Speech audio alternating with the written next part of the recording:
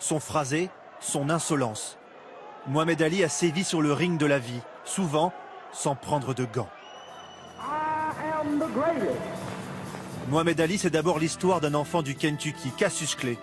Un enfant qui découvre la boxe à l'âge de 12 ans parce qu'il veut se venger de celui qui lui a volé son vélo. Ainsi va naître un sportif de légende. Champion olympique à 18 ans, champion du monde à 22 ans, Ali réinvente l'art de la boxe et s'invente un personnage.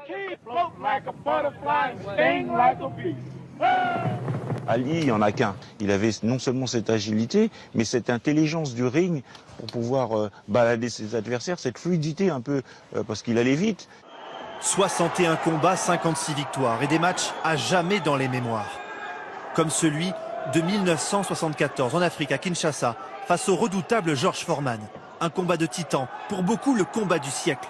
Ali en sort gagnant. Et devant des milliers de Zaïrois, dans ce stade en Afrique, il incarne la révolte. Il y a ce qu'il laisse dans le domaine du sport, une révolution technique, mais il y a surtout le Mohamed Ali engagé, qui est l'une des icônes des droits civiques. Le boxeur est un homme de combat. Après son premier titre de champion du monde, il se convertit à l'islam, abandonne ce qu'il appelle son nom d'esclave, Cassius Clay, et choisit de s'appeler Mohamed Ali. Une provocation dans l'Amérique chrétienne et parfois raciste des années 60. Puis il refuse de servir l'armée américaine au Vietnam. Aucun Vietnamien ne m'a jamais traité de nègre, dit-il.